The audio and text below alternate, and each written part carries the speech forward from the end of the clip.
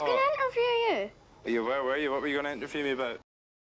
If I had seen Aftersun in 2022, this film would have easily been one of my favorite that year, so of course, I gotta talk about it.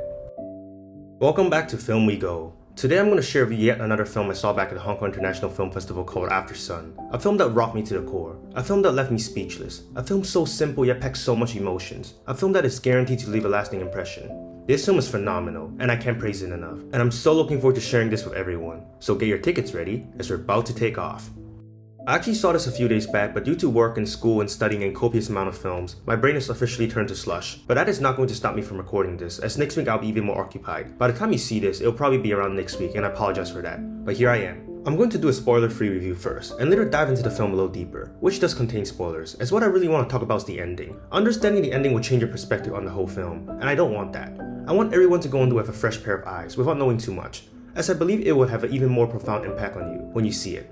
Don't worry. I'll be sure to give you guys a heads up, as I don't want to give anything away. So yeah, let's dive in.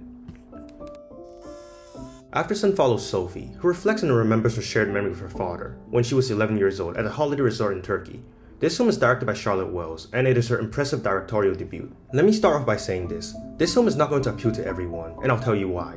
But I hope that by the end of this video, I can change your perspective and help you see this film in a new light. Aftersun doesn't unfold narratively, but if you're able to catch a screening of this film, stick with it, as it'll all make sense, and I'll try my best on my ability to explain everything. The film doesn't really have a straightforward narrative, and for the majority of the film, you're not going to get one. The film jumps from one scene to another, and each scene never lasts longer than 2 minutes. This factor alone may bore viewers, as they don't get where the story is headed, but trust me, it is done on purpose. I saw a person walk out during my screening, which is kind of upsetting to me, as they were missing the whole point. Let me explain.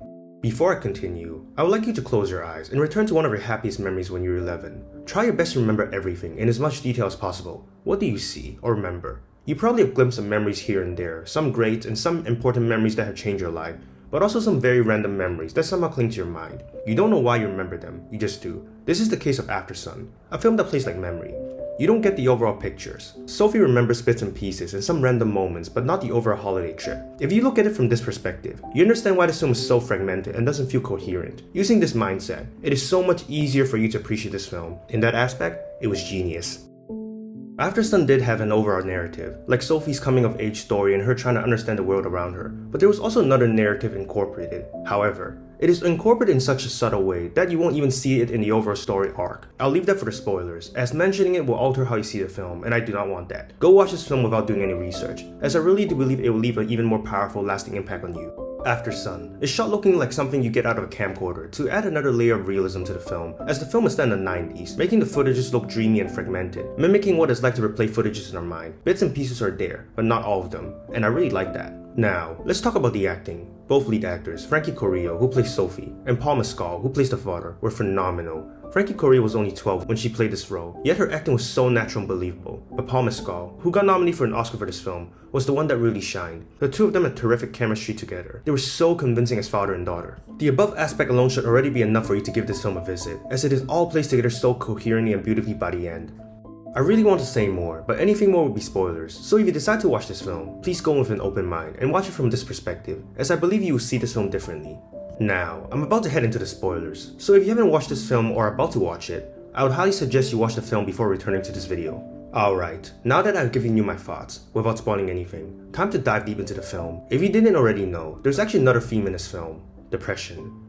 There is a reason why I opted out talking about this in my review. Viewers who watch the film without knowing anything most likely won't catch this theme until the last 5 minutes of the film, as it is extremely subtle. Not knowing where this film is headed will probably make it an even more gut-wrenching punch when you figure it out. Hence, I've decided to leave this in a spoiler segment, as there's so much I want to talk about. This is hands down the best film made about depression, and this is coming from someone who has battled depression for many years. This is the most accurate depiction I've ever seen of film, period. I went to watch this film with a few of my friends, and none of them caught the theme of depression until nearly the last frame, but I caught everything. Throughout the film, there are a few laughs here and there. I mean, it's natural, since it is a film about a relationship between a father and daughter. If a kid doesn't make a joke or two, there's something very wrong with the kid, and they might need therapy ASAP. While the whole theater was laughing, I just couldn't laugh. I felt like there was a layer of melancholy blanketed over the whole film, almost from the very beginning shot, and it didn't take me long to figure out why. As someone who suffered from depression, this film really hit me hard, like a big heavyweight punch to my chest. When you suffer from depression, a lot of people think that a person will directly show their emotions, but that is not always the case. In most cases, they hide what they're truly feeling. I did it for a long time, but a lot of people never truly show how they feel,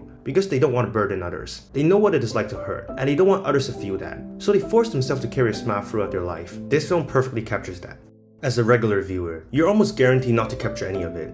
The dad always seems happy, he has a great relationship with her daughter loves her back. What is there to be sad about?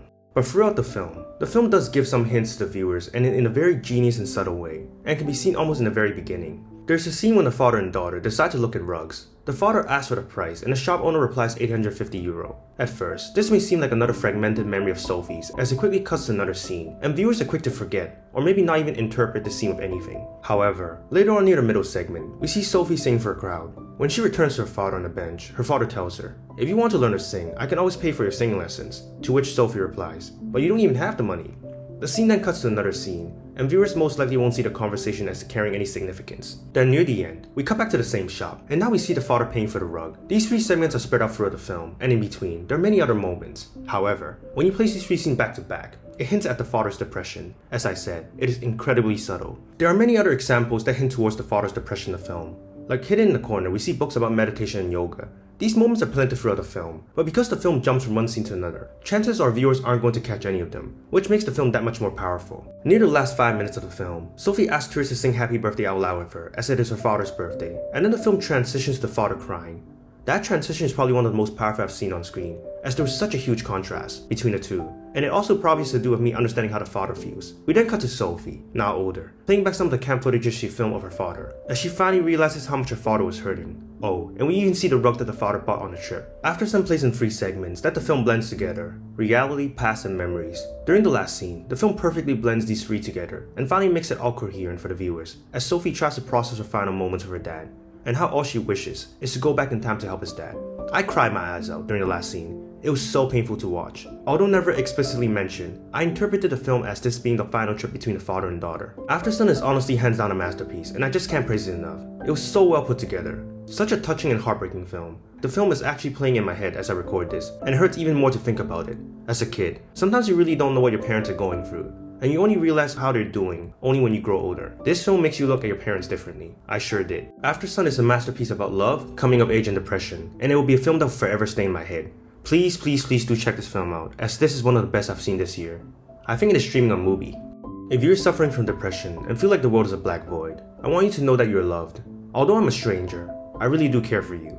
I may not know exactly what you're going through, but as long as you keep fighting, things will slowly get better, I promise. Have a wonderful day wherever you guys are. I'm sending my love to everybody. Now, I'm going to retire to my bed because my brain is fried. Peace and see you all soon.